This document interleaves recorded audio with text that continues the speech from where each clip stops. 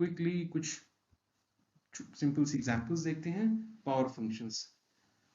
Let's say आपके पास कोई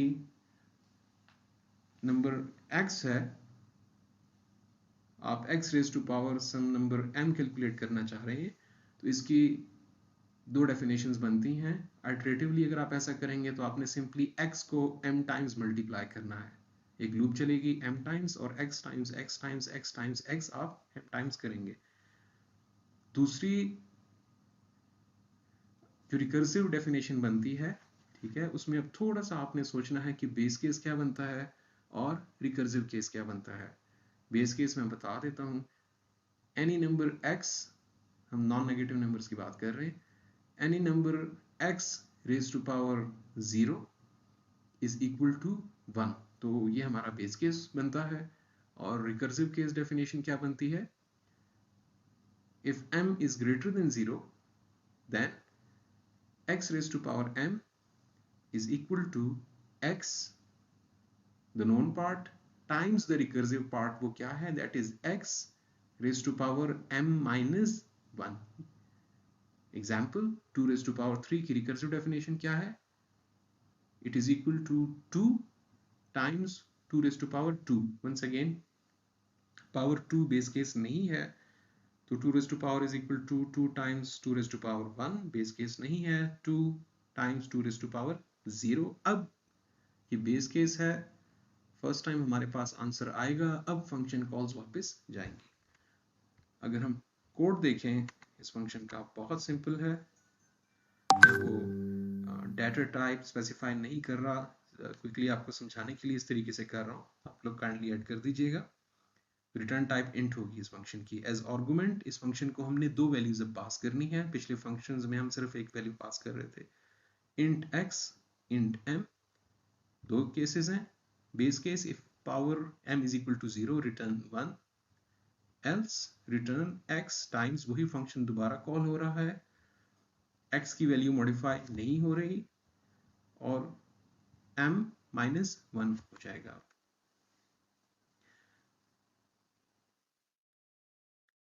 थोड़ी और एग्जांपल्स देखते हैं आगे, और ये इस स्लाइड में और अगली स्लाइड में जो हम सीखेंगे वो आगे कुछ टास्क्स मैं दूंगा, वहां पे काम आएगा। Let's say I give you a simple task, I want you to implement a very basic function that prints that prints some character, for example asterisk n times। Iteratively अगर आप ये काम करेंगे, इस एग्जांपल में हम देख रहे हैं we have a function print stars, as argument हम यूजर से वो n वैल्यू पास करा रहे हैं जितनी मर्तबा वो कैरेक्टर एस्टेरिक प्रिंट करना है। क्या हो रहा है इस कोड में, सिंपली एक फॉर लूप है जो कि n टाइम्स एग्जीक्यूट होगी, हर आइटरेशन पे वो कैरेक्टर प्रिंट हो जाएगा।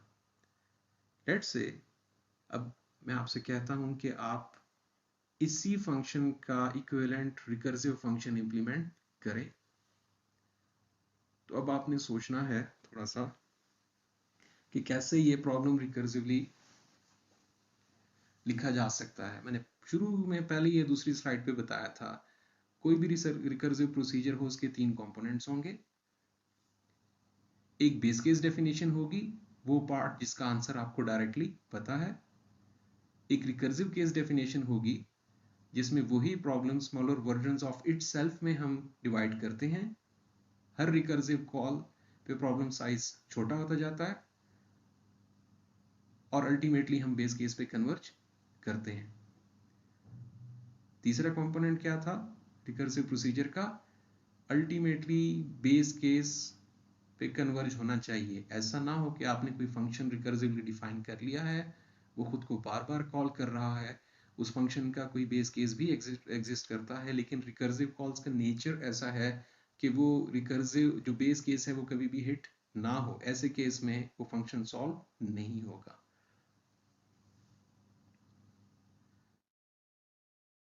थोड़ा सा पॉज करें इस वीडियो को, पेज और पेन निकालें और एक छोटा सा फंक्शन लिखें जो यही asterisk character n times print करे, लेकिन रिकर्सिवली कोई लूप नजर नहीं आनी चाहिए। जब ये कर लें तब आपने अगली स्लाइड पे जाना है।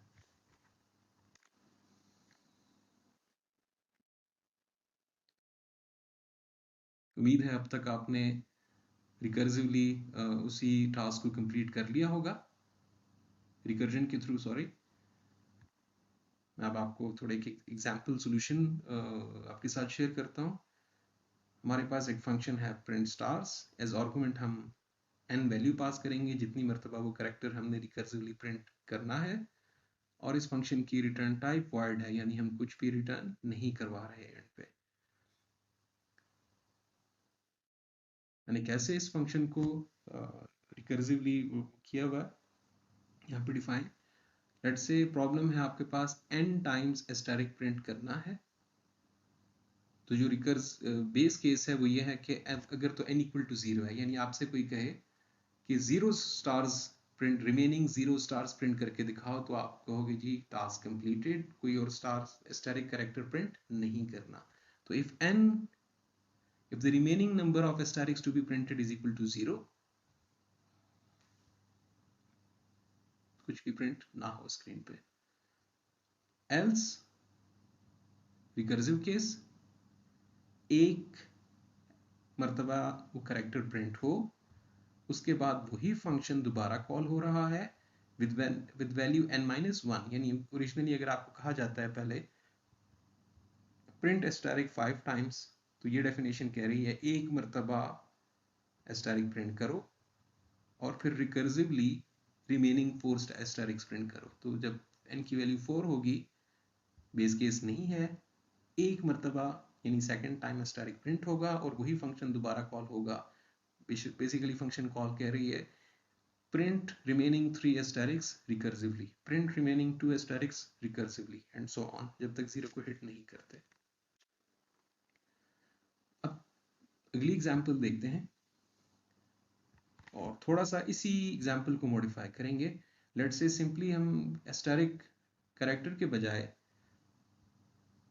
जो n की वैल्यू है वो प्रिंट करना चाह रहे हैं, कुछ इंटीजर्स हम प्रिंट करना चाह रहे हैं। अगली स्लाइड पे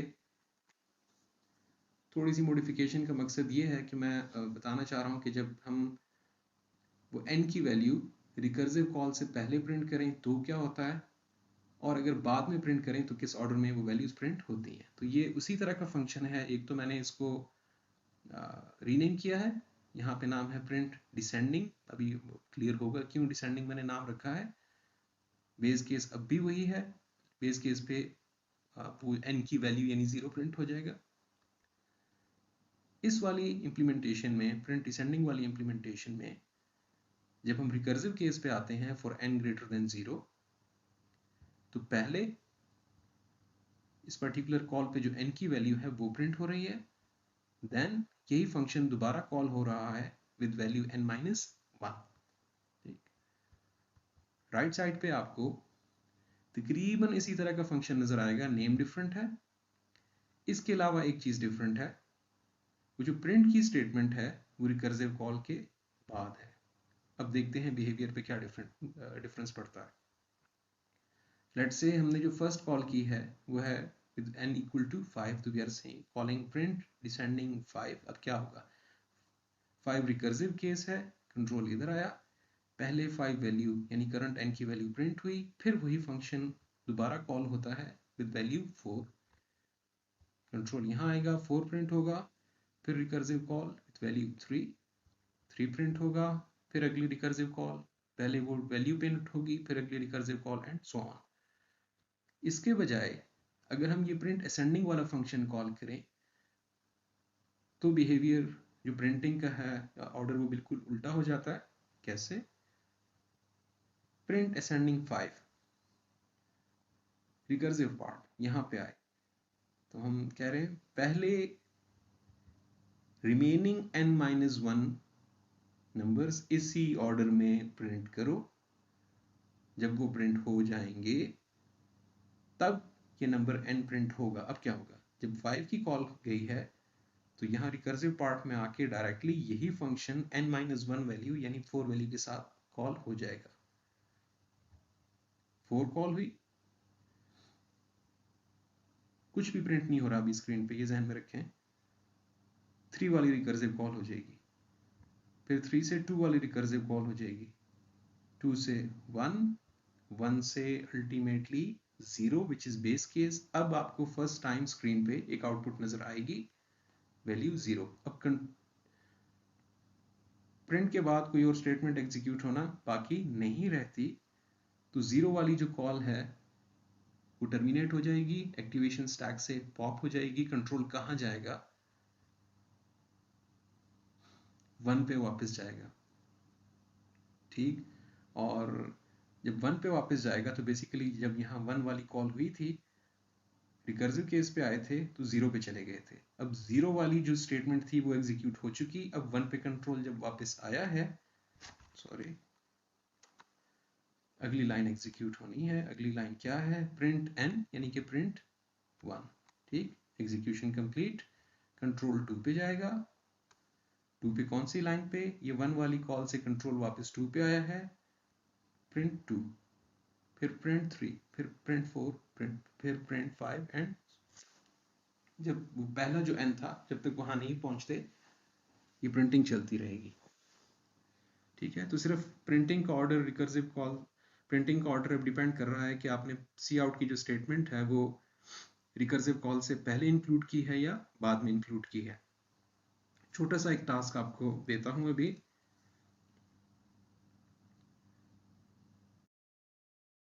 right code of a recursive function, ठीक है, which will print n values, यानी वो यूजर से एज इनपुट n वैल्यू लेगा और n से लेकर 0 तक तमाम के तमाम नंबर्स को प्रिंट करेगा। लेकिन कैसे?